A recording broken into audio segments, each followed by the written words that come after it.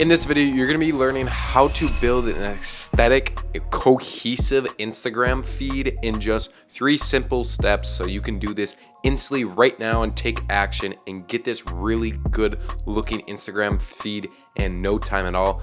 But before we get into that, I just want to quickly let you know that my name is Torsten Roscoe and I create digital assets for content creators just like you. So let's get into this video. Obviously, we're gonna be creating a cohesive Instagram feed. So the first step we need to take is to define what your coloring theme of your Instagram feed is going to be. So I'm gonna kind of give you just some really nice, clean color feeds that I think are super good. And I'll start off with myself. You can see the layout too, but just look at the color feed. If I refresh this, I just updated. You can see that it has a nice black and white on these type of posts. And then my other ones are really kind of a warmish look that just looks extremely good with kind of vibrant colors and everything. You can see as I scroll down here, it's kind of different. It's a little professional look, but it still gives it that really good, just clean look that we're looking for. Again, I'll show you another one right here. Gannemeyer does a really good job. He hits all of like kind of the vibrant, warm type of feeling with the cinematic look. That's just like kind of his color palette that he loves to do. Again, I'll give you one more. Tom Noss is a great example. He does a really good job at doing the exact same thing, just really showing the same colors every time, a super warm color. If we go into this guy right here, he kind of has a warmish color, but also a more simple, complex color range that's super juicy. And the websites I like to use to kind of figure out what type of color palette you want. Obviously, you can go and look at other people's Instagram feeds and just kind of see their kind of color tone. Or you can use this website, I'll leave in the link in the description. It's called coloradobe.com, and it basically will give you pictures and then they'll also help you figure out what colors there are. So for example, you can see that this picture right here has all of these main colors into it. And then if I go back, you can see if we go into like the trends tab, you can see all of the nice kind of just good looking photos that represent a really good color grading just to stick to just certain colors. And then if you want to create your own, you can just hit create and then it'll give you super good colors that balance each other out and are really complementary to each other. So what I like to do is kind of just mess around with these, see what ones I like. This is perfect for like your editing if you want to get into that, or just your coloring all around. And I also like to do is come over to the color harmony and put it on triad. So then you can get only certain colors for this. So you can just mess around with it. You can see that this one, this green really complements with these purple and this orange. So it just kind of helps you figure out what kind of color palettes you want to implement into your Instagram to get that really nice cohesive look. Now let's go on to the second step. These are the 3 most popular layouts I see majority of people using.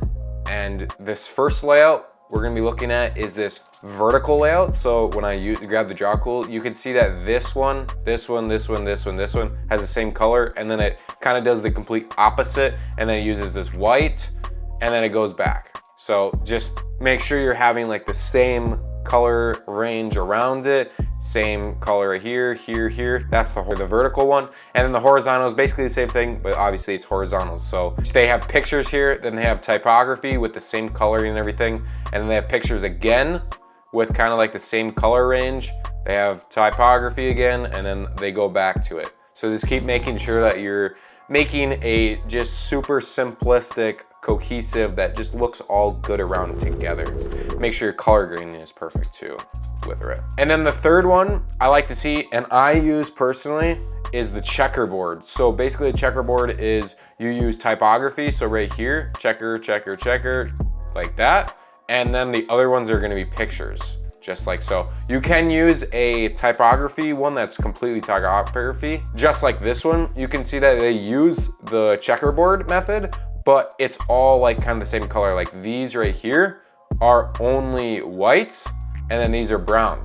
And then when you scroll down, you can see that it's really cohesive around the entire page. Just making sure that you're doing that 100% of the time. And then the third and final one I like to use is being you. This is a personal brand. You're creating your personal brand, so make sure that in your pictures, it's going to be you and representing what you like. We can go back to mine. The reason why I do me and then I go here, obviously is the checkerboard, but then the pictures, I include me, and then I also include things that are tailored to my personality and what I like to eat, read, and just activities I like and where I like to be. So for example, this is me in my 2024 recap. I like to go to the beach whenever I can. I live in Minnesota, so I can't really do that a lot, but this is like kind of the places I like to do. I like to read, so here's one of my favorite books I like to read every single day, and I love Stoicism, so that's just like my personality. Again, another one is I love ramen. That's just me, so I grabbed a really good picture of a ramen bowl, and when you come down here, you can see more stuff like I like to drink coffee, and I also love dark chocolate. Like, make sure that your personal brand is really representing you as a person, because at the end of the day, this is you. You're trying to tell your story and your personality. People are gonna be following you for you and you only. They're not gonna be following you just because off of a whim. They like you, they like your story.